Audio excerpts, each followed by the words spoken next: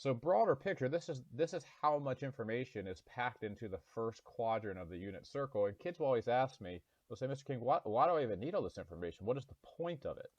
So when I look at the point, it is eventually going to be broadened to the entire unit circle, and the only thing that changes there is some negative values and positives. They flip around.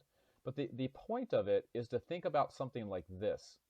So if I had a little mini assessment on this, what happens is you have to think like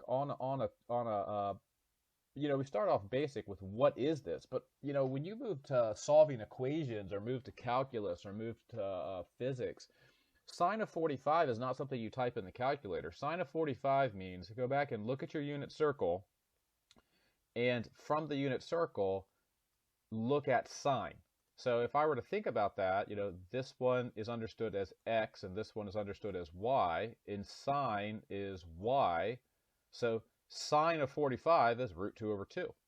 And so that's how I would answer this question. I would come to here and I would say sine of 45 is root 2 over 2.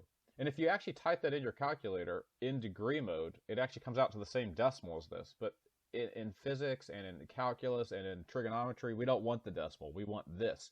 This will also lead to the ability to graph sine, cosine, and tangent. Okay, so if I look at what cosine of pi over 3 is, if I go back and look at my unit circle, right, cosine of pi over 3, again, understanding that this is x and this is y, cosine is x, so cosine of 60 degrees is a half. Okay, and we have some other values to just kind of consider that. One of them is right here, tangent of pi over 6. Again, if you go back and look, root 3 over 3.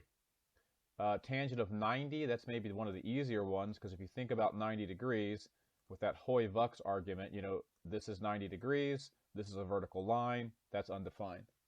So sine at pi over 2, maybe another one to sort of think about, like pi over 2 is here, and that point is 0, 1, so sine is understood as the y value, so 1. And then we have tangent of 60 degrees. And again, sometimes it just helps to just draw a little sketch. So 60 degrees is here. And if I think about the tangent value there, that would be root 3. That would be 1/2 over root 3 over 2. I'm just going to go double check that calculation and show you what I'm talking about. So, sorry, it'd be root 3 over 2 over 1/2. And then if you rationalize that, you get root 3. So then you can see again how I got this value here. Now you may think that's a lot of work, but eventually once you understand how the unit circle is and you have some mnemonic devices to help memorize it, these things become very immediate. And that is sort of the goal of all trigonometry teachers, is to help kids get to those immediate values without having to calculate it every time. But the way you do that is you practice. You need to practice timing yourself. You need to practice looking at quadrant 1 and then moving on. I hope this video was helpful. I hope that it shed some light on how that unit circle is made, and thank you for watching.